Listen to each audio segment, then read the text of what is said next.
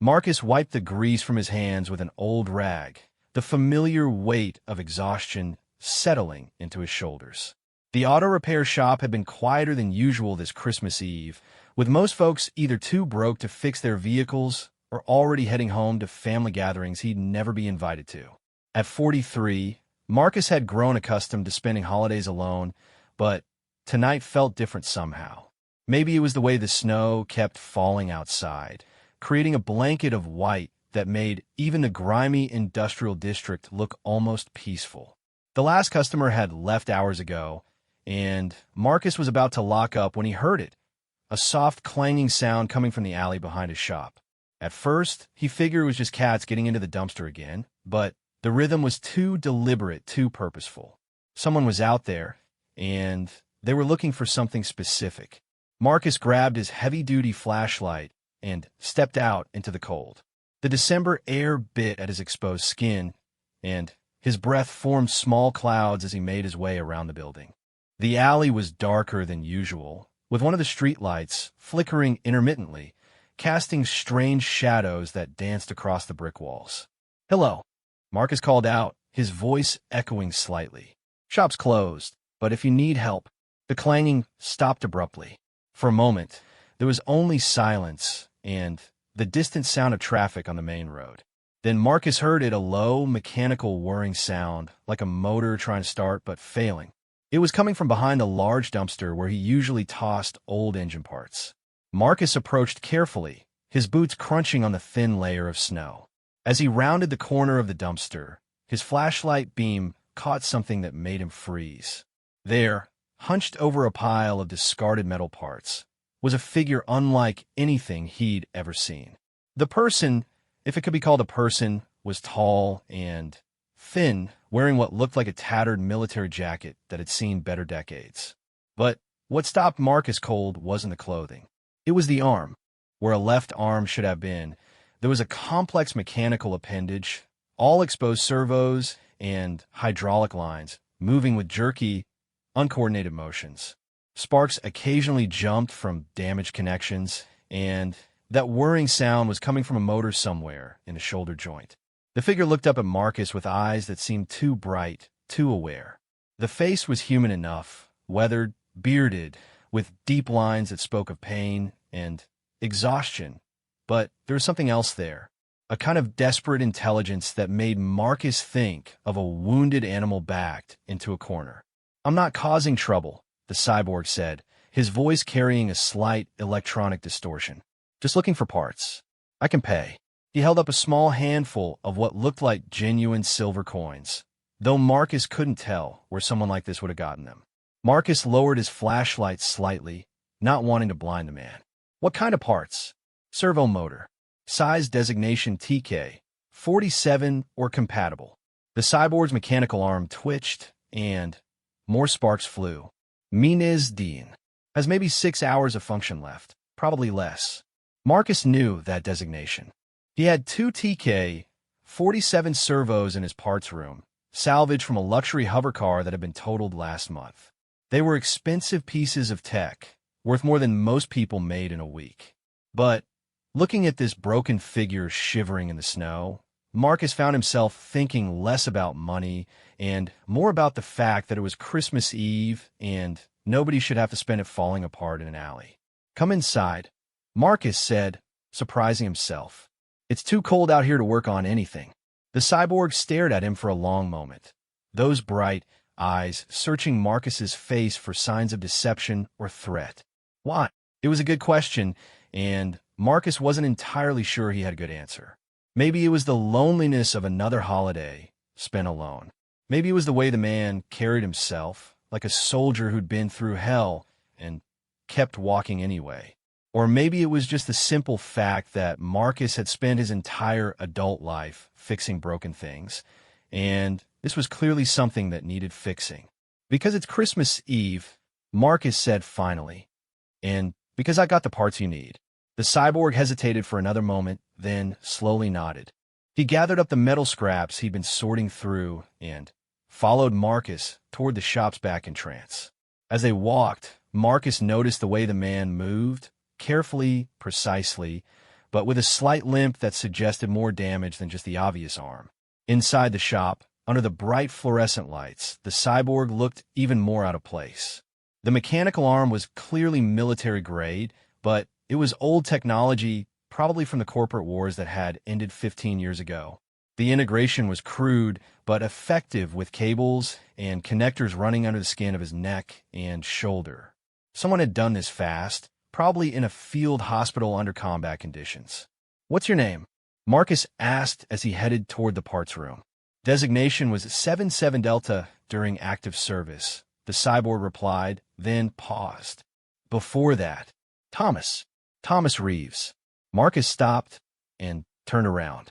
The name was familiar, though he couldn't place it immediately. Thomas Reeves. Why do I know that name? Probably don't. Common name, but something in Thomas's expression suggested otherwise. Marcus shrugged and continued to the parts room. He found the two TK-47 servos and brought them back to the main work area. Thomas was standing exactly where Marcus had left him, not touching anything, not even looking around. It was the behavior of someone who'd learned not to appear threatening, who'd gotten used to being unwelcome. "Let me take a look at that arm," Marcus said, gesturing to one of his workbenches. "Might be able to jury-rig something to get you through until we can do a proper replacement." Thomas approached the bench slowly, then carefully shrugged out of his jacket. Underneath, he wore a simple gray shirt that had been modified with additional openings to accommodate the various cables and connections. The shoulder joint was a mess of exposed wiring and corroded metal, and Marcus could see where someone had attempted previous repairs with whatever materials they could find. "Who did this work?" Marcus asked, not trying to hide his disapproval of the shoddy craftsmanship. "Various people. Street docs, mostly. Anyone who'd work on military hardware without asking questions." Thomas sat down on the bench and extended his mechanical arm. Original installation was done properly at a military hospital. Everything since then has been improvised. Marcus began examining the arm more closely, noting the way the artificial limb interfaced with Thomas's nervous system. It was impressive technology, even by current standards. The kind of thing that cost more than most people made in a lifetime. "This is high-end stuff," Marcus observed. "Prototype level. I've never seen integration this sophisticated." "Project Lazarus," Thomas said quietly. They were trying to create the perfect soldier. Take men who'd been injured beyond conventional repair and make them better than they were before. Marcus felt a chill that had nothing to do with the December weather. Project Lazarus had been one of the darker chapters of the corporate wars, though most of the details had been classified. Stories leaked out over the years. Soldiers rebuilt with experimental technology, men and women turned into living weapons, entire battalions of enhanced troops who disappeared when the wars ended. "I thought Lazarus was shut down," Marcus said carefully. "It was. Most of us were decommissioned." Thomas's voice was flat, matter-of-fact. "Some of us slipped through the cracks." Marcus continued his examination of the arm, trying to process what he was hearing. The corporate wars had officially ended 15 years ago, but the aftermath was still playing out. Veterans struggling with injuries and trauma, corporations trying to cover up the worst of what they'd done, and, apparently, enhanced soldiers trying to survive in a world that no longer had a place for them. "How long have you been on the street?" Marcus asked. 3 years, give or take. Hard to keep track sometimes. Thomas was watching Marcus work, his expression unreadable. "Lost my housing when the VA decided my benefits had been processed incorrectly. Seems the paperwork for Lazarus subjects was never properly filed." Marcus felt a familiar anger building in his chest. He'd seen enough veterans over the years, men and women who'd served their time and been discarded when they were no longer useful. But this was something else entirely. Thomas hadn't just been abandoned, he'd been erased. "The servo's definitely dead," Marcus said, focusing on the mechanical problem for the moment. "But I can replace it. Bigger question is whether your power supply can handle a new motor. These TK-47s draw more current than the old military spec." Thomas nodded. "Power cell was upgraded 2 years ago. Should be compatible." Marcus began gathering his tools. The replacement would be delicate work, requiring him to interface with Thomas's nervous system without damaging the existing connections. It was the kind of procedure that usually required a team of specialists and a sterile environment. But Marcus had been working with his hands for 30 years, and he'd learned that sometimes you had to improvise. "This is going to take a while," Marcus warned, "and I'm going to need to shut down the arm completely while I work. You'll be without it for maybe 2 hours." "I understand." Thomas was quiet for a moment, then added, "Why are you doing this?" Marcus paused, a servo wrench in his hand. It was the second time Thomas had asked some version of that question, and Marcus still wasn't sure he had a good answer. He thought about his own life, the shop he'd built from nothing, the customers who trusted him with their vehicles, the satisfaction that came from fixing things that seemed beyond repair. "I guess because you asked," Marcus said finally, "and because I can." Thomas stared at him for a long moment, those bright eyes seeming to look right through him. Then slowly he nodded. "All right then." Marcus began the delicate process of disconnecting the damaged servo, working carefully to avoid disrupting the neural interfaces.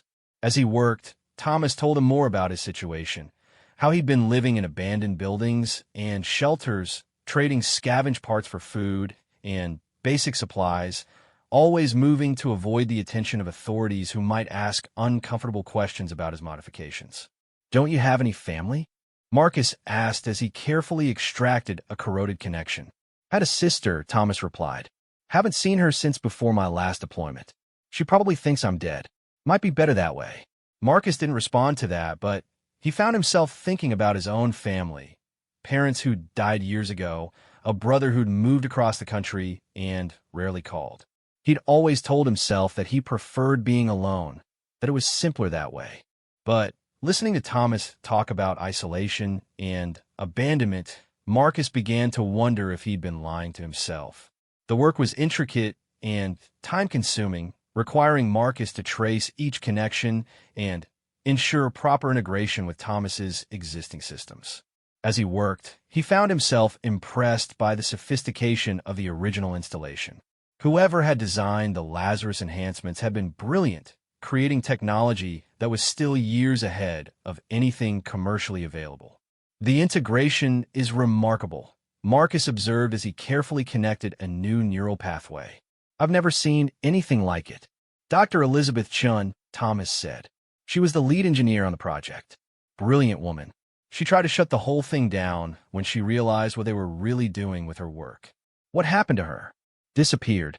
There was an official story about a car accident, but those of us in the program knew better. She'd been asking too many questions about the psychological conditioning protocols. Marcus felt that chill again. The more he learned about Project Lazarus, the darker the picture became. He focused on his work, trying not to think too much about the larger implications of what he was hearing. By the time Marcus finished installing the new servo, it was nearly midnight. The replacement had gone smoothly, and the new motor integrated perfectly with Thomas's existing systems. When Marcus powered everything back up, the mechanical arm moved smoothly and quietly, responding to Thomas's thoughts as naturally as his biological limb. "How does it feel?" Marcus asked. Thomas flexed the artificial fingers, then slowly rotated the wrist. The movement was fluid and precise, without any of the jerky hesitation that had characterized the old servo. "Perfect," he said, and for the first time that evening, Marcus heard something like wonder in his voice. "Good. That servo should last you years if you take care of it." Marcus began cleaning up his tools. "What's your plan now?" Thomas was still marveling at his restored arm, opening and closing the mechanical hand with obvious satisfaction. "Keep moving, I suppose. Find somewhere to spend the rest of the winter." Marcus finished putting away his tools and found himself reluctant to see Thomas leave. The conversation had been the most interesting he'd had in months, and there was something about the man's quiet dignity that Marcus found compelling. More than that, though, Marcus was beginning to realize how much his own life had narrowed over the years. When had he become someone who spent Christmas Eve alone in his shop? "Look," Marcus said impulsively, "I've got a small apartment upstairs. Nothing fancy, but it's warm and it's got a couch. Why don't you stay the night?" Rest up before you hit the road again. Thomas looked startled by the offer. I couldn't impose. You're not imposing. Hell, you'd be doing me a favor. I was just going to sit up there drinking cheap wine and feeling sorry for myself anyway. For a moment, Thomas seemed to be wrestling with himself, pride warring with exhaustion and the simple human need for warmth and companionship. Finally, he nodded slowly. If you're sure. I'm sure. Marcus headed toward the stairs that led to his apartment. Come on. I think I've got some leftover pizza we can heat up. As they climbed the narrow stairs, Marcus found himself wondering what he was getting into. He knew almost nothing about Thomas beyond the basics. Enhanced soldier, homeless for 3 years, polite enough to pay for what he needed. But there had been something in the man's eyes, a combination of strength and vulnerability that reminded Marcus of himself in his darker moments. The apartment was small and cluttered, filled with technical manuals and half-finished projects that Marcus worked on in his spare time. Thomas looked around with the careful attention of someone who'd learned to assess any new environment for potential threats or exits, but his expression seemed to relax slightly as he took in the lived-in comfort of the space. Make yourself at home, Marcus said, heading toward the kitchen. Bathroom's through that door if you need it. As Marcus heated up leftover pizza and opened a bottle of wine, he found himself thinking about the strange turns life could take. This morning, he'd been planning to spend Christmas Eve alone, maybe watching old movies, and try not to think about how empty his life had become. Now he had a homeless cyborg veteran sitting in his living room, and somehow that felt like the best thing that had happened to him in years. When he returned with the food and wine, Thomas was standing by the window, looking out at the snow-covered street below.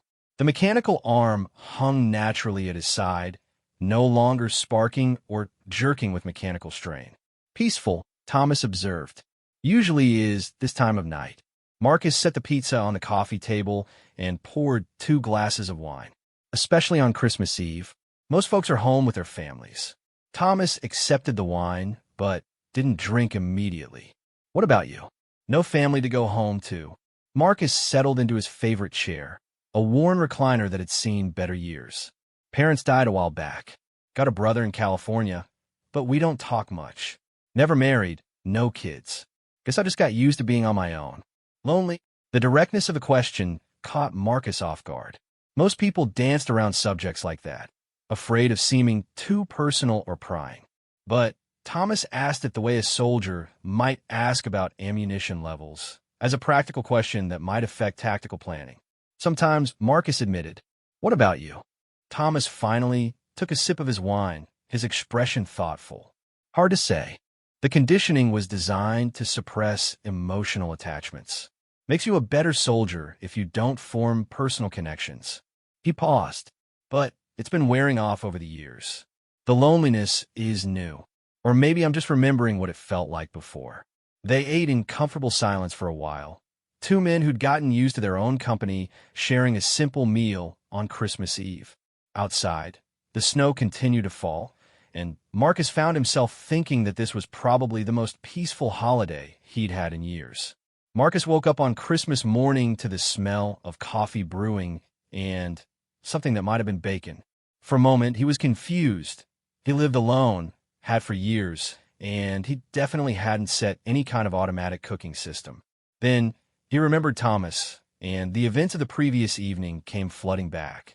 He found the enhanced soldier in his kitchen, moving efficiently between the stove and counter with his newly repaired arm working perfectly. Thomas had apparently found the emergency supplies Marcus kept in his pantry and was creating what looked like a proper breakfast from canned goods and freezer items that had been gathering dust for months. "Morning," Thomas said without turning around. "Hope you don't mind. Figured I owed you a meal." "Mind?" This is the first time anyone's cooked in this kitchen in about 2 years. Marcus poured himself a cup of coffee and was surprised to find it was better than anything he usually managed to make. "Where'd you learn to cook?" "Army teaches you to make something edible out of whatever you can find," Thomas replied, plating what turned out to be a remarkable breakfast given the limited ingredients. Skill that translates well to civilian life when you're living rough. They ate at Marcus's small kitchen table, and Marcus found himself studying Thomas in the morning light. The man looked less gaunt than he had the night before, and the mechanical arm moved with fluid precision as he ate. But there were details Marcus hadn't noticed in the shop's fluorescent lighting, old scars, the careful way Thomas positioned himself to keep his back to a wall, the way his eyes constantly tracked to windows and doorways. "How long were you in?" Marcus asked. 12 years active duty, then 2 years in the Lazarus program. Thomas's expression was neutral, but Marcus caught the slight tension around his eyes. Would have been career military if things had gone differently. What happened? Thomas was quiet for a long moment, cutting his bacon into precise, equal pieces. War ended. Suddenly, there wasn't a need for enhanced soldiers anymore. Actually, there was a pretty strong desire to pretend we'd never existed at all. Marcus had read enough about the corporate wars to understand the basics. What had started as trade disputes between megacorporations had escalated into actual military conflicts, with private armies fighting over resources and territory, while governments try to maintain the fiction that these were just business disagreements. By the end, entire cities have been destroyed and millions of people have been displaced. The Lazarus program was supposed to be our retirement plan, Thomas continued.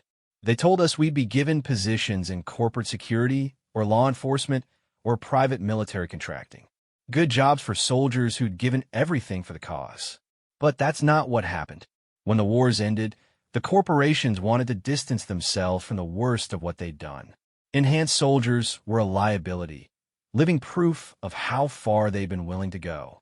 So we got paperwork saying our service records had been lost, our benefits were processed incorrectly, our enhancements were unauthorized modifications that voided our veteran status. Marcus felt that familiar anger building again. He'd seen enough veterans get screwed over by bureaucracy and political expediency, but this was something else entirely. These weren't just soldiers being denied benefits. They were being erased from history. "How many of you are there?" Marcus asked. "Hard to say. The program was classified, and records were supposedly destroyed when it was shut down. Best guess is maybe 300 soldiers went through Lazarus enhancement. No idea how many are still alive." The number was smaller than Marcus had expected, which somehow made it worse. 300 people wasn't a vast conspiracy. It was small enough that they could have been taken care of properly, given the support and recognition they deserved. Instead, they'd been scattered to the winds and left to fend for themselves. After breakfast, Marcus showed Thomas around the shop, partly because he was genuinely curious about the man's technical knowledge and partly because he wasn't ready for their conversation to end.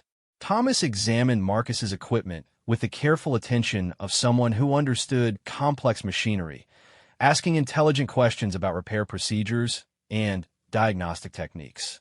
"You've got good setup here," Thomas observed, running his fingers along the edge of Marcus's main workbench. "Independent operation? Built it myself, over about 15 years. Marcus felt a familiar pride as he looked around the shop. Started with just basic tools and a single bay. Added equipment as I could afford it. Impressive. Most people don't have the patience for that kind of long-term planning."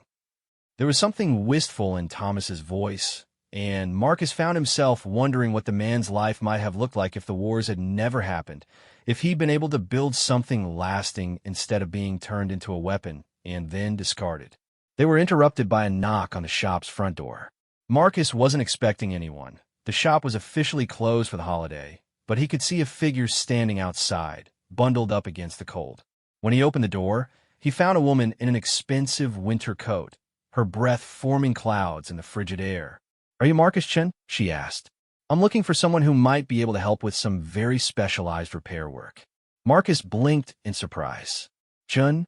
No, my name's Marcus Hendricks. You might be thinking of someone else." The woman's expression shifted, becoming more alert. "I'm sorry. I think there may have been a misunderstanding. I was told that someone named Chun operated a repair shop in this area, someone with experience in advanced mechanical systems." Behind Marcus, Thomas had gone very still. When Marcus glanced back, he saw that the enhanced soldier's face had gone pale, his bright eyes fixed on the woman with an intensity that made Marcus suddenly nervous. Dr. Chun, Thomas said quietly. Elizabeth Chun. The woman's attention shifted to Thomas, and Marcus saw her eyes widen slightly as she took in his appearance. The mechanical arm, the military bearing, the telltale signs of Lazarus enhancement. Thomas. Her voice was barely a whisper. Thomas Reeves? But you're supposed to be dead. Yeah, I know. Thomas stepped forward, and Marcus could see the tension in his shoulders. Funny thing about being officially erased. People tend to assume you didn't survive the process. Dr. Chun looked like she'd seen a ghost, which Marcus supposed she probably had. She stepped inside without being invited, her eyes never leaving Thomas's face. I've been looking for you, she said. All of you. The surviving Lazarus subjects. I've been trying to find you for 3 years. Why? Thomas's voice was carefully neutral, but Marcus could hear the undercurrent of suspicion. Because I owe you an apology, and because you deserve better than what they did to you. Dr. Chun pulled off her gloves, and Marcus could see that her hands were shaking slightly. I know you probably don't want to hear this, but I never intended for the program to be used the way it was. The technology was supposed to help people, to give injured soldiers a chance at normal lives. Instead, you turned us into weapons, Thomas said flatly. I tried to stop it. When I realized what they were doing with my work, I tried to shut the whole program down. Dr. Chin's voice carried a weight of guilt and regret. They removed me from the project before I could complete the safeguards. Marcus found himself in the middle of a conversation he didn't fully understand, watching two people who'd been connected by one of the darker chapters of recent history. He could see the conflict playing out in Thomas's expression, anger and hurt warring with what might have been hope. So what do you want now? Thomas asked. I want to fix what I broke. I've been working for 3 years to develop countermeasures for the conditioning protocols, ways to reverse some of the psychological modifications they made to Lazarus subjects. And I've been tracking down survivors, trying to offer them a choice. What kind of choice? Dr. Chun hesitated, glancing at Marcus as if suddenly, remembering he was there. Maybe we should discuss this privately. No, Thomas said firmly. Marcus has earned the right to hear this. He's done more for me in the last 12 hours than anyone has in the last 3 years. Dr. Chun looked surprised by that statement, but she nodded slowly. All right, Thomas, I can remove the conditioning protocols. I can give you back the emotional connections they suppressed, help you recover the parts of yourself that the program took away. But it's not a simple process, and there are risks. What kind of risks? The conditioning is integrated into your neural pathways. Removing it could affect the interface with your mechanical systems. You might lose some functionality with your enhancements. In extreme cases, there could be permanent neurological damage. Thomas was quiet for a long moment, processing the information. Marcus watched him struggle with what was clearly an impossible choice. Keep the conditioning that had helped him survive as a soldier, but limited his humanity, or risk everything for a chance at emotional wholeness. How many others have you found? Thomas asked finally. 47. About half have chosen to undergo the procedure. The results have been mixed. Mixed how? Dr. Chin's expression was pained. Some have successfully reintegrated into civilian life. They've formed relationships, found employment, started families. But others, she trailed off. Others what? The emotional trauma they'd been suppressing came back all at once. Depression, PTSD, survivor's guilt. Some of them couldn't handle the sudden return of feelings they'd been cut off from for years. Marcus felt sick thinking about what Dr. Chun was describing. The Lazarus program hadn't just enhanced these soldiers physically. It had fundamentally altered who they were as people. Now she was offering to undo that alteration, but the cure might be as dangerous as the original condition. There's something else, Dr. Chun continued. The corporations are starting to take notice of my work. They're not happy about the idea of Lazarus subjects regaining their emotional capacity. Enhanced soldiers without psychological conditioning are harder to control, more likely to ask uncomfortable questions about what they were asked to do. Are they trying to stop you? Marcus asked. They've made their displeasure clear. I've had my funding cut, my research confiscated, my professional reputation destroyed. I'm essentially working underground now, with a small team of volunteers. Thomas walked to the window and stared out at the snow-covered street. "Where are you doing this work?" "I have a small clinic about 200 miles north of here. It's not much, but it's equipped for the kind of delicate neural work required. I came here because I heard rumors about an enhanced soldier in the area." "Who told you that?" Dr. Chen smiled slightly. "Other Lazarus subjects talk to each other. There's an informal network, people checking in, sharing information about resources, and safe places to stay. Your name came up a few weeks ago." Marcus found himself thinking about Thomas spending Christmas Eve alone in an alley, scavenging for parts to keep himself functional. The idea that there were others like him, scattered across the country and trying to survive, was both heartening and deeply depressing. "I need time to think about this," Thomas said. "Of course. Here's my contact information." Dr. Chun handed him a simple business card.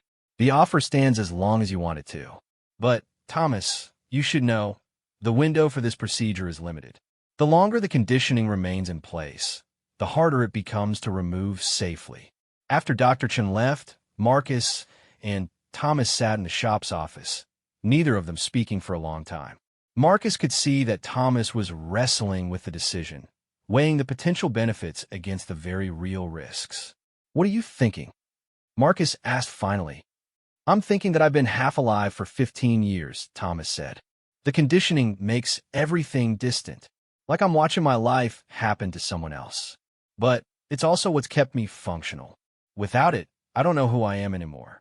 Marcus thought about his own life, the way he'd gradually isolated himself over the years until work became his only real connection to the world. It wasn't the same thing Thomas was dealing with, but there were parallels, the way people could cut themselves off from emotional risk by cutting themselves off from emotional connection entirely. "Maybe that's not something you need to figure out all at once," Marcus suggested. "Maybe the point is just to have a choice." Thomas looked at him curiously. "What do you mean?" "I mean, you've been living without choices for 15 years. First as a soldier following orders, then as someone trying to survive on the streets. Maybe the important thing isn't what you decide, but that you get to decide." Thomas considered this for a moment, then nodded slowly. "There's something else to consider. Dr. Chun said the corporations are trying to stop her work. If I show up at her clinic, I might be putting her and her team in danger. Or you might be helping her save other people like you." "Maybe." Thomas stood up and walked to the shop's main bay, where Marcus's current project, a hover car with a blown transmission, sat waiting for attention. "Can I ask you something?" "Sure." "Why did you become a mechanic?" The question seemed to come out of nowhere, and Marcus had to think about his answer. "I guess because I like fixing things. There's something satisfying about taking something that's broken and making it work again. Plus, I'm good with my hands." "It's more than that, though, isn't it?" Marcus realized that Thomas was right. There was more to it than just technical skill or job satisfaction. "I guess.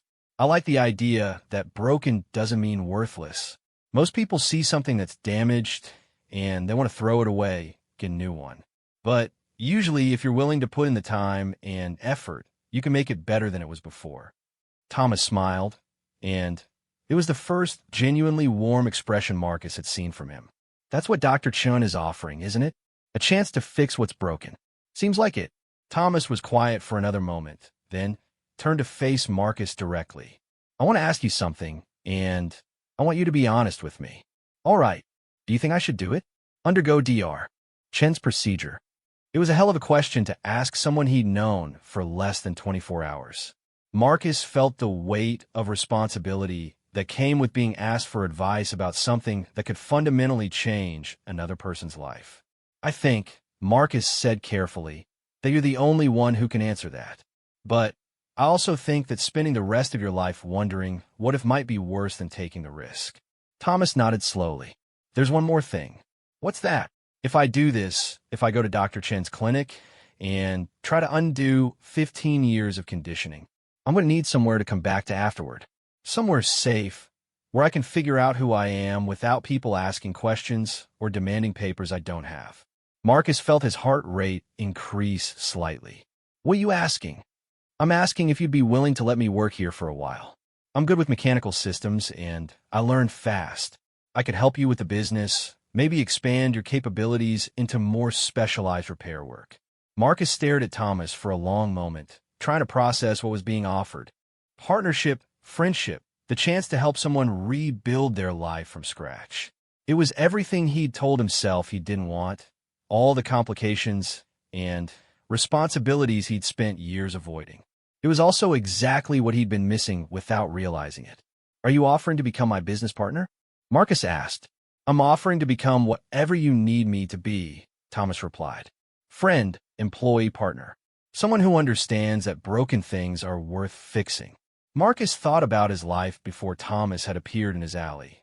The long, solitary evenings, the weekends with nothing but work to fill them, the gradual narrowing of his world until it consisted of nothing but his shop and his apartment. Then he thought about the last 24 hours, the conversations and shared meals, and the simple pleasure of having someone to talk to who understood the satisfaction of making broken things work again. "All right," Marcus said, "but I want to come with you." "What?" "To Dr. Chen's clinic. I want to come with you when you have the procedure done." Thomas looked startled. "Why?" "Because," Marcus said, surprising himself with his certainty, "nobody should have to go through something like that alone. And because I have a feeling you're going to need someone you trust to help you figure out who you are when it's over." Thomas stared at him for a long moment, those bright eyes searching Marcus's face. Then, slowly, he extended his hand, his human hand, not the mechanical one. "Partners?" Thomas asked. Marcus took the offered hand and shook it firmly. "Partners." The drive to Dr. Chen's clinic took them through snow-covered countryside that seemed almost untouched by the urban decay Marcus was used to. Thomas had been quiet for most of the journey, staring out at the passing landscape with an intensity that suggested he was memorizing every detail. Marcus understood why. This might be the last time Thomas experienced the world through the emotional filters of his military conditioning. "Tell me about the conditioning again," Marcus said as they passed through a small farming town. "What exactly does it do?" Thomas was quiet for a moment, organizing his thoughts. "It's designed to suppress emotional responses that might interfere with combat effectiveness. Fear, empathy, attachment to civilian life. The technical term is selective emotional dampening, but what it really does is turn you into a machine that happens to be made of flesh and metal. But you can still feel things, right? You seemed pretty human last night. I can process emotions intellectually. I understand that something is sad or frightening or beautiful, but it doesn't affect me the way it should. It's like watching a movie. You can follow the plot, but you're not really invested in what happens to the characters." Marcus tried to imagine what that would be like, going through life as an observer of your own experiences. It explained a lot about Thomas's behavior, the careful politeness, the way he seemed to analyze social situations rather than simply responding to them. "Do you remember what it was like before?" Marcus asked. "Sometimes. Fragments, mostly. I remember caring about things, being excited or worried or happy. I remember my sister's laugh, and how proud I felt when I graduated basic training. But it's all distant, like remembering someone else's life." They arrived at the clinic just afternoon. It was smaller than Marcus had expected, housed in a converted farmhouse surrounded by snow-covered fields. There were no signs indicating its purpose, nothing to suggest that this was where some of the most advanced neurological work in the world was being conducted. Dr. Chen met them at the door, looking tired but genuinely pleased to see Thomas. "I'm glad you decided to come. And you must be Marcus." She shook his hand warmly. "Thomas told me you've been incredibly supportive." "Just doing what anyone would do," Marcus replied, though he suspected that wasn't entirely true. The interior of the clinic was a strange mix of rustic farmhouse and high-tech medical facility. The main floor had been converted into examination rooms and surgical suites, while the upper floor appeared to house living quarters for staff and patients undergoing treatment. "Let me show you around," Dr. Chun said, leading them through the facility. "We're not exactly a traditional medical practice, as you can probably tell." She introduced them to her small staff, a neurologist named Dr. Patel, a surgical nurse called Maria, and a technician named James who specialized in cybernetic interfaces. All of them seemed dedicated to their work, but Marcus could sense an underlying tension, a wariness that suggested they knew they were operating outside normal channels. "How many Lazarus subjects have you treated here?" Marcus asked as they toured the main surgical suite. 17 so far, Dr. Chen replied. "Each case is unique, depending on how the conditioning was implemented and how long it's been in place. Thomas's situation is relatively straightforward. The conditioning protocols in his case were fairly standard, and his cybernetic enhancements shouldn't complicate the neural work significantly." They spent the rest of the afternoon going through preoperative assessments. Dr. Chun and her team ran extensive scans of Thomas's brain and nervous system, mapping the neural pathways that had been modified during his Lazarus enhancement. Marcus watched the process with fascination and growing concern as the true complexity of what had been done to Thomas became clear. "The conditioning isn't just psychological, Dr. Chen explained as they reviewed the scan results. It involves physical modifications to brain chemistry and neural structure. Reversing it requires precise intervention in multiple brain regions simultaneously." "How precise?" Thomas asked. "We're talking about modifications measured in millimeters, sometimes less. One mistake could affect memory, motor function, even basic personality traits. It's delicate work under the best circumstances." Thomas studied the brain scans with the same careful attention he'd given to Marcus's shop equipment. "What's the success rate?" "Define success," Dr. Chun said carefully. "If you mean patient survives the procedure without major neurological damage, it's about 90%. If you mean patient successfully reintegrates emotional capacity and adapts to post-conditioning life, it's closer to 60%. Marcus felt his stomach drop. Those weren't the kind of odds you wanted to hear when someone you cared about was considering major brain surgery. "What happens to the 40% who don't adapt successfully?" he asked. Dr. Chen's expression was pained. "Some develop severe depression or anxiety as suppressed trauma resurfaces. Others have difficulty forming relationships or maintaining employment. A few have experienced complete personality changes. They become fundamentally different people than they were before the conditioning was installed. And some," Thomas said quietly, "decide they were better off before and asked to have the conditioning reinstalled." "That's happened twice," Dr. Chen confirmed. "Both times with subjects who had been enhanced for more than 10 years. The longer the conditioning is in place, the more integral it becomes to the patient's sense of identity." They broke for dinner, sharing a simple meal in the clinic's small kitchen while snow continued to fall outside. Marcus found himself studying Thomas's face, trying to imagine what the man might look like when he was capable of genuine emotional expression. Would he smile more? Would his eyes show the pain he'd been carrying for 15 years? "Having second thoughts?" Thomas asked, apparently noticing Marcus's scrutiny. "About what?" "About getting involved with someone who might come out of surgery as a completely different person." Marcus considered the question seriously. It was possible that the Thomas who emerged from Dr. Chen's procedure would be someone Marcus didn't recognize or connect with.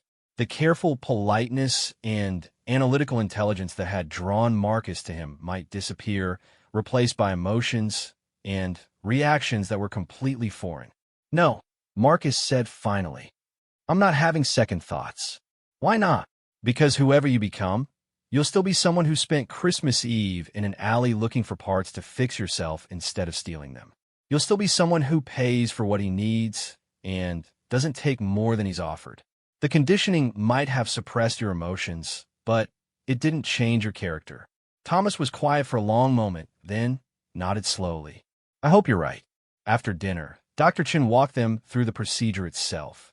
Thomas would be conscious but sedated, allowing the surgical team to monitor his responses as they worked on different neural pathways.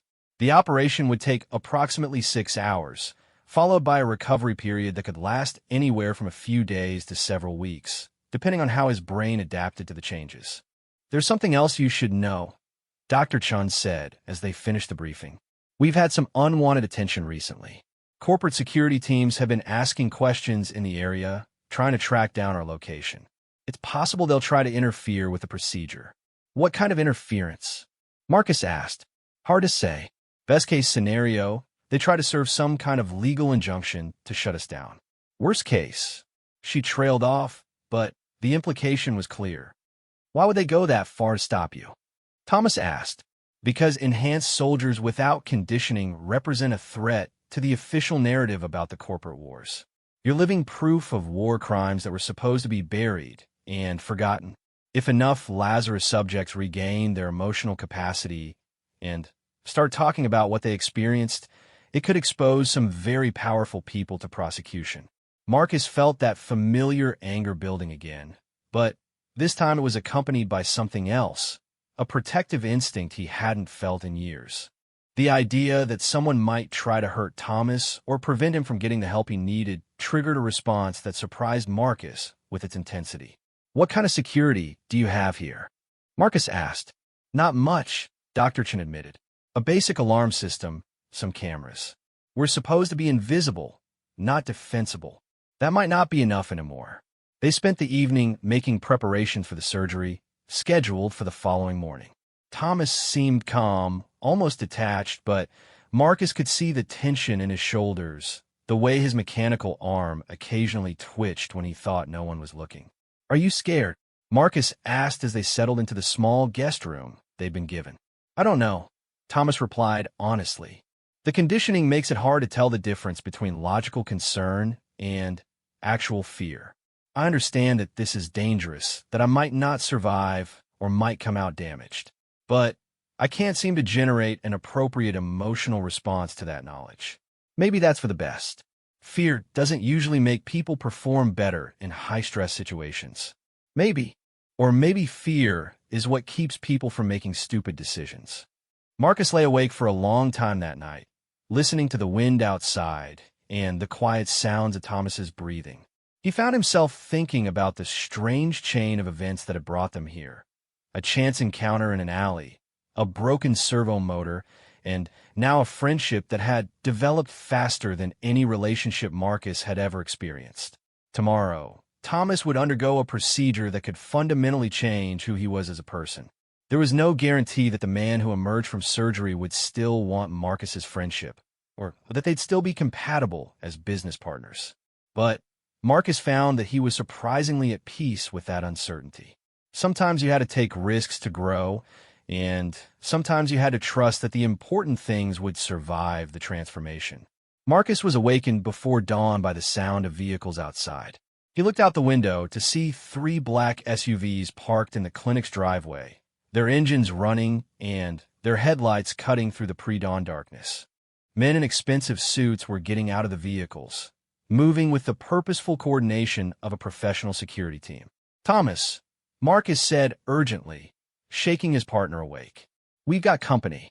Thomas was instantly alert, his enhanced reflexes bringing him to full consciousness in seconds. He looked out the window, and his expression hardened. Corporate security. They found us. Downstairs, they could hear voices, Dr. Chun talking to someone in the formal, careful tones of someone trying to avoid escalation. Marcus and Thomas dressed quickly and headed for the stairs, but they were met halfway down by Maria, the surgical nurse.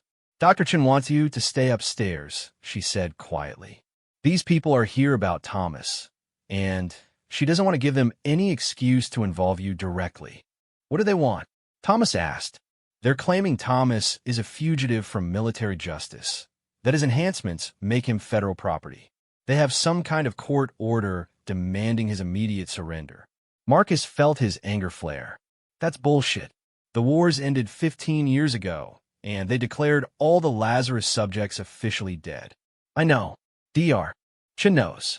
But they have paperwork, and they have lawyers, and they have enough firepower downstairs to make their legal authority somewhat irrelevant. Through the window, Marcus could see more vehicles arriving. Local police cars, their red and blue lights flashing in the gray morning light. Someone had made phone calls, pulled strings, brought enough official pressure to bear that resistance would be difficult, if not impossible. There's a back exit, Maria continued. Dr. Chen wants to know if you're willing to make a run for it. Thomas was quiet for a moment, weighing their options. Running meant abandoning any chance of getting the conditioning removed. It meant continuing to live as half a person, emotionally deadened and isolated. But staying meant surrendering to people who had already demonstrated their willingness to erase inconvenient soldiers from history. What about Dr. Chun and her team? Thomas asked. They'll be fine. Harassing doctors is bad publicity, even for corporations. They want you, not us. Marcus found himself thinking about the choice they were facing and about the broader implications of what was happening. The corporations weren't just trying to recapture one enhanced soldier. They were trying to maintain a system that allowed them to create and discard human weapons without consequences. No, Marcus said suddenly. Thomas and Maria both stared at him. No what? Thomas asked. No running. No surrendering. No letting them drag you back into a system that's already thrown you away once. Marcus was surprising himself with his vehemence, but the words felt right as he spoke them. We're going to fight this. Marcus, these aren't people you fight with lawyers and paperwork, Thomas said carefully. They have resources, connections, political influence. They can make problems disappear. Maybe, but they're also counting on you being isolated, on nobody caring what happens to one discarded soldier. What they're wrong about that? Marcus was already moving toward the window, looking down at the scene in the clinic's driveway. There were maybe a dozen men in total, corporate security, local police, what looked like federal agents. Enough to overwhelm any physical resistance, but perhaps not enough to handle a different kind of problem. What are you thinking? Thomas asked. Marcus pulled out his phone and started scrolling through his contacts. I'm thinking that the one thing these people can't handle is public attention. They're used to operating in the shadows, making problems disappear quietly. But what happens if the whole world is watching? He started making phone calls. The first was to a reporter he knew from the local news station, a woman named Sarah Chun who specialized in investigative pieces about veteran affairs. The second was to a civil rights lawyer who'd done pro bono work for homeless veterans. The third was to his brother in California, who worked in social media and understood how to make stories spread quickly online. Within an hour, Marcus had created something the corporate security team wasn't prepared to handle, a media circus. News vans started arriving, followed by protesters from veteran organizations and civil rights groups. Social media posts about the Christmas morning raid on veteran medical facility began spreading faster than the corporations could contain them. The change in atmosphere was immediate and dramatic. The corporate security team found themselves surrounded by cameras and reporters asking uncomfortable questions about their authority and their methods. The local police began to look increasingly uncomfortable about their role in what was clearly becoming a public relations disaster. How did you do this? Dr. Chin asked Marcus as they watched the growing crowd from the clinic's front window. I spent 15 years building relationships in this community, Marcus replied. Turns out that matters when you need people to help you stand up to bullies. The standoff continued for most of the morning, with neither side willing to escalate while the media attention continued to grow. Then, around noon, something changed. The corporate security team received new orders, and they began packing up their equipment and preparing to leave. What's happening? Thomas asked. Dr. Chun was on her phone, talking to someone with increasing excitement. When she hung up, she was smiling for the first time since the corporate team had arrived. That was Senator Morrison's office, she said. Apparently, the story has reached Washington. There's going to be a congressional hearing about the treatment of Lazarus program veterans, and they want you to testify. Thomas stared at her in disbelief. They want me to testify? About what? About everything. The program, the conditioning, the way veterans have been treated since the wars ended. You're going to have a platform to tell the world what really happened. Marcus felt a surge of satisfaction as he watched the corporate security vehicles driving away. They'd won, not through violence or legal maneuvering, but through the simple human act of refusing to let someone face their problems alone. So what now? Thomas asked. Now, Dr. Chun said, we proceed with the surgery. The conditioning removal can wait a few more days while we make sure it's safe, but the procedure itself is still available to you whenever you're ready. Thomas looked out at the reporters and protesters who had gathered to support him, then turned to Marcus. "You realize what you've done, don't you? You've turned this into something much bigger than just helping one enhanced soldier." Marcus nodded. Maybe it was always bigger than that. Maybe the point isn't just fixing what's broken. Maybe it's making sure it doesn't get broken again in the first place. Thomas extended his hand, his human hand, and Marcus took it. "Partners," Thomas said. "Partners," Marcus agreed. But now they were partners in something much larger than a small-town repair shop. They were partners in the kind of fight that could change how society treated its most vulnerable veterans and how corporations were held accountable for the human costs of their decisions. It was exactly the kind of complication Marcus had spent years avoiding. It was also exactly what he needed without knowing it. 3 months later, Marcus stood in the hearing room of the Senate Armed Services Committee, watching Thomas adjust the microphone at the witness table. The transformation had been remarkable, though not in ways Marcus had fully expected.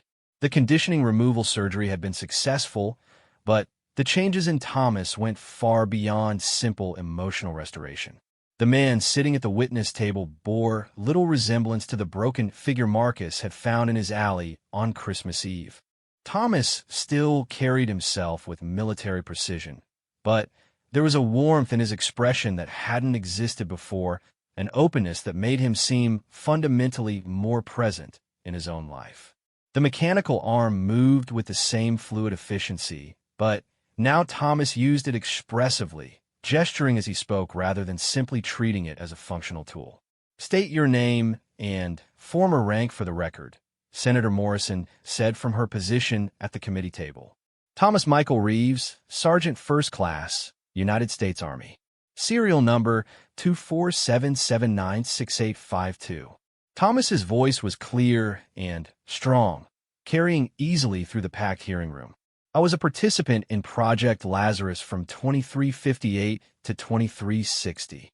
Marcus had been present for dozens of interviews and depositions over the past 3 months, but hearing Thomas speak publicly about his experiences never got easier. The conditioning removal had restored Thomas's emotional capacity, but it had also brought back 15 years of suppressed trauma. Some nights, Marcus would find his partner sitting awake in their shared apartment above the shop, working through memories that the conditioning had kept locked away. "Tell us about Project Lazarus," Senator Morrison continued. Thomas had prepared for this question, working with Dr. Chun and a team of advocates to organize his testimony in a way that would be clear and compelling for lawmakers who might have only limited understanding of the technical details. Project Lazarus was officially described as a medical program to help severely injured soldiers return to active duty, Thomas began.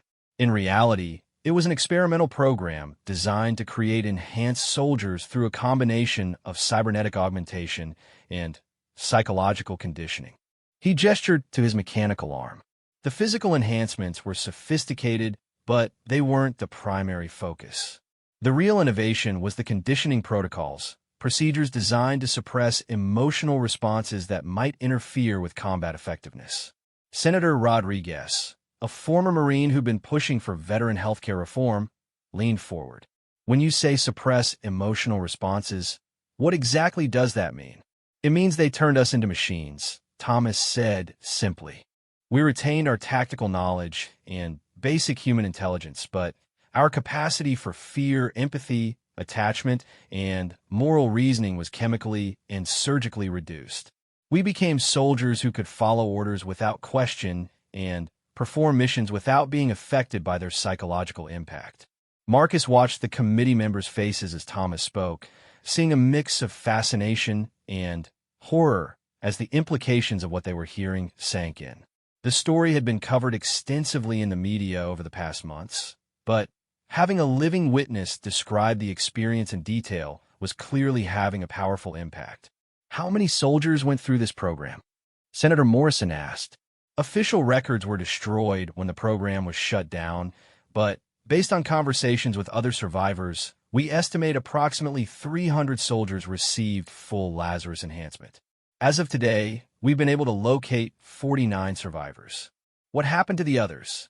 Thomas was quiet for a moment, and Marcus could see him gathering strength for what he knew would be the hardest part of his testimony. The conditioning removal had brought back not just positive emotions, but also grief for the fellow soldiers who hadn't survived the transition to civilian life. Some died from complications related to their enhancements. Thomas said the technology was experimental, and long-term medical support was limited after the program ended. Others took their own lives when they realized what had been done to them. Many simply disappeared. We don't know if they're alive or dead. The hearing room was completely silent. Marcus could see reporters taking notes, family members of other veterans wiping away tears, and lawmakers struggling with the weight of what they were learning. "Tell us about your experience after the wars ended," Senator Rodriguez said. Thomas described his discharge from military service, the bureaucratic nightmare of trying to access veteran benefits when his service records had been classified or destroyed, and the 3 years he'd spent homeless on the streets.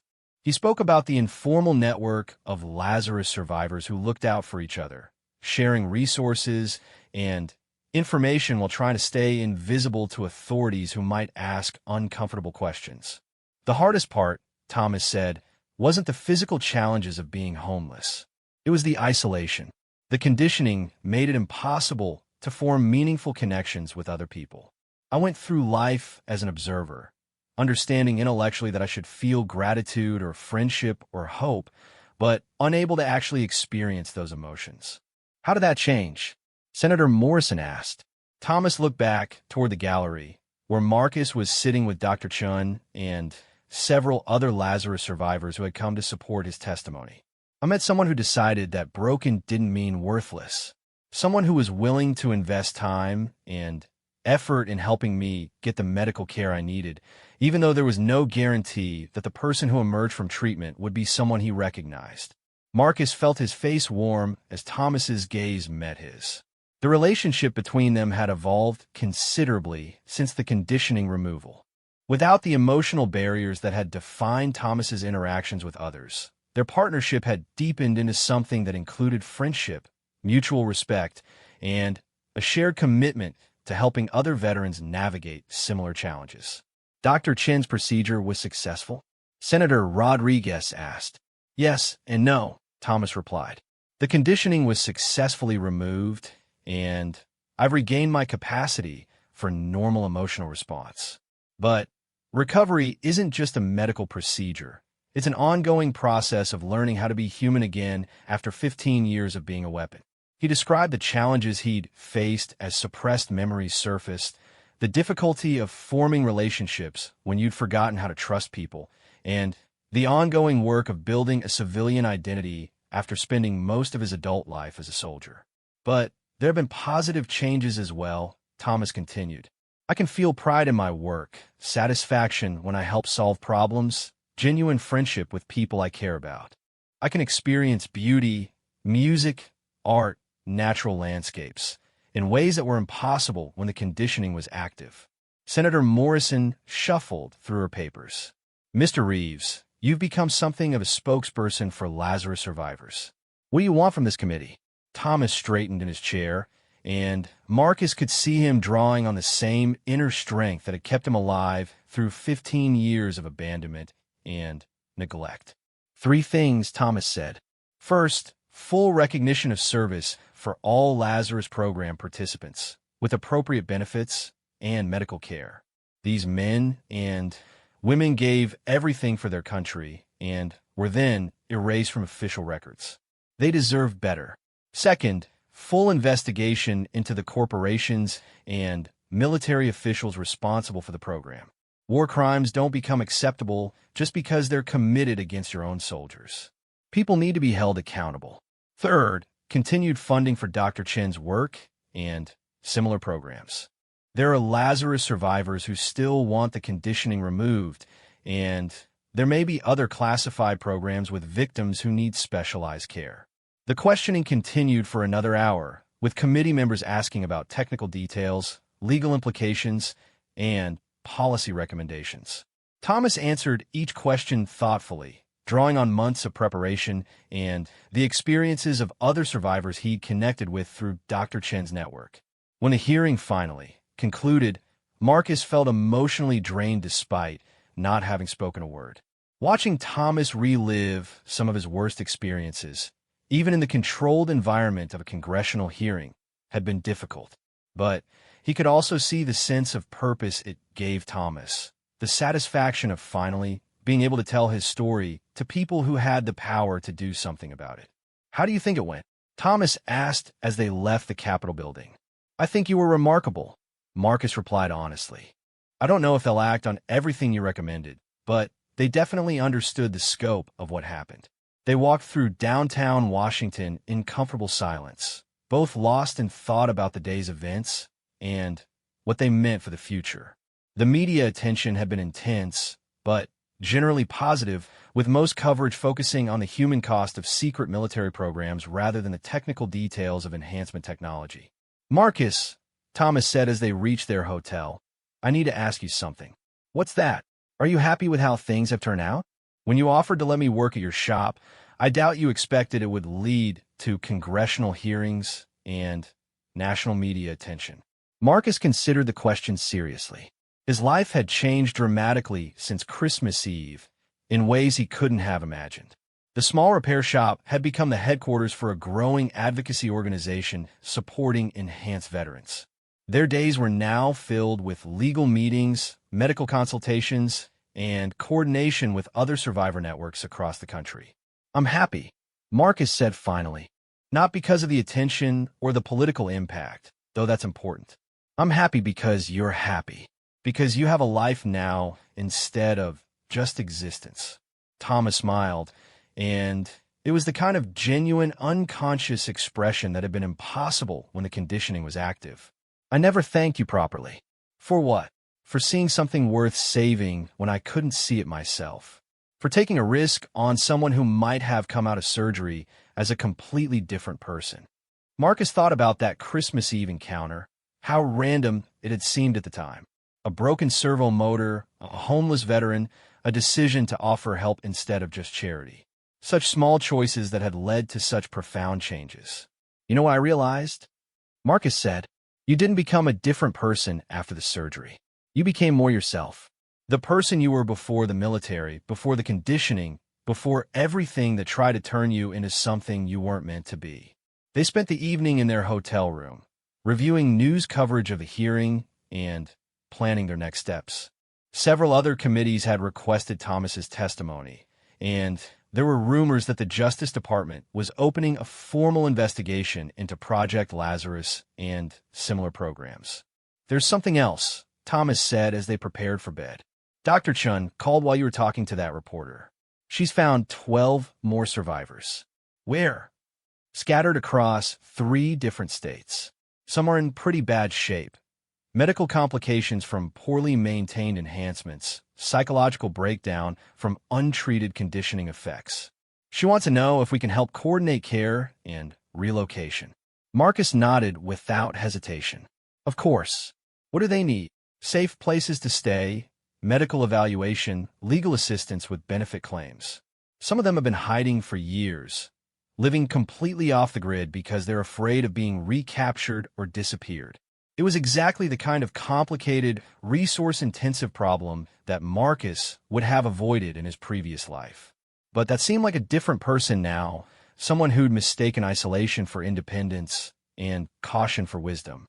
"We'll figure out," Marcus said. "We always do." Thomas looked at him with an expression of deep gratitude and affection.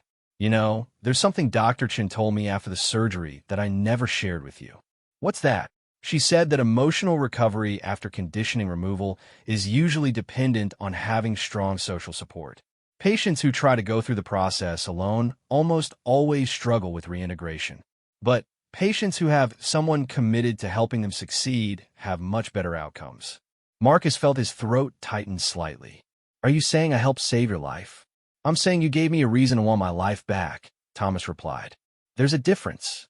They lay in the darkness of the hotel room, 2 men whose lives had intersected by chance and been fundamentally changed by choice.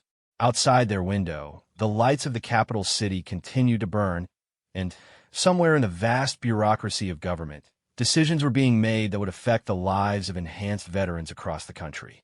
Marcus thought about the future, the work that remained to be done, the other survivors who needed help, the long process of holding powerful people accountable for their crimes. It would be difficult, sometimes frustrating, often heartbreaking work. It would also be exactly what he was meant to do. Partners, Thomas asked quietly in the darkness. Partners, Marcus confirmed. For as long as it takes. Tomorrow would bring new challenges, new opportunities to help people who had been forgotten or discarded by the systems that created them. But tonight, it was enough to know that broken things could be fixed, that abandoned people could be found, and that sometimes the most important repairs are the ones you made to yourself by helping others heal. 1 year after the congressional hearings, Marcus stood in the workshop of what had become known as the Lazarus Recovery Center, watching Thomas demonstrate the latest advancement in adaptive prosthetics to a group of visiting engineers. The center had grown far beyond anything Marcus had imagined, expanding from his original repair shop into a full-service facility that provided medical care, vocational training, and social services for enhanced veterans. The key innovation, Thomas was explaining to the engineers, is the biofeedback integration. Instead of relying purely on conscious control, the prosthetic learns from the user's neural patterns and begins to anticipate intended movements. Marcus smiled as he listened to Thomas speak. The transformation over the past year had been remarkable, not just in terms of emotional recovery, but in the way Thomas had channeled his experience into helping others. The man who had once scavenged for parts in an alley was now leading research into next-generation prosthetic technology, working with some of the most advanced engineering firms in the country. Mr. Hendricks? Marcus turned to see Sarah Chun, the reporter who had helped break the original story, approaching with her usual determined expression. Do you have a few minutes? I'm working on a follow-up piece about the impact of the Lazarus revelations. Of course. Marcus led her to a quiet corner of the workshop where they could talk without interrupting the demonstration. What specifically are you looking for? Human impact stories.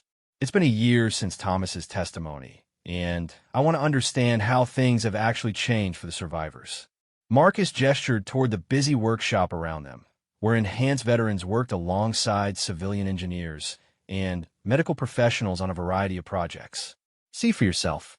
We've got 43 survivors in our program now, receiving everything from basic medical care to advanced vocational training. And they're all doing well. Marcus paused, considering how to answer that honestly. They're all doing better than they were. Recovery isn't a linear process, and some of the survivors are dealing with trauma that goes back decades. But they have support now, resources, and most importantly, they have hope. Sarah made notes on her tablet. What about the legal proceedings? Any progress on prosecution of the officials responsible for the program? Slow but steady. The Justice Department has indicted 6 former military officers and 12 corporate executives. 3 trials are scheduled for next year, assuming the defendants can't delay them further with procedural challenges. It had been frustrating to watch the legal system move so slowly while survivors continued to suffer from untreated medical conditions and psychological trauma. But Marcus had learned that lasting change required patience, persistence, and the willingness to work within imperfect systems. There's something else I wanted to ask about, Sarah said.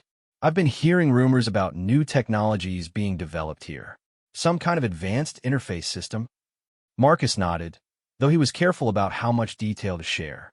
Thomas and Dr. Chen have been working on what they call ethical enhancement, prosthetic, and neural interface technologies that improve functionality without compromising the user's autonomy or emotional capacity. Is there a market for that? Huge market. We got interest from medical device companies, research hospitals, even space agencies looking for ways to help astronauts adapt to extreme environments. The difference is that everything we develop is designed with full informed consent and user control as primary requirements. Sarah looked intrigued. You mean you're turning the Lazarus research into something beneficial? That's exactly what we're doing. Thomas likes to say that the best way to heal from trauma is to use your experience to prevent other people from going through the same thing. They were interrupted by a commotion near the main entrance to the workshop. Marcus looked over to see Dr. Chun entering with a woman he didn't recognize, middle-aged, wearing a military jacket, walking with the careful precision that marked her as another enhanced veteran. "Excuse me," Marcus said to Sarah. "It looks like we have a new arrival."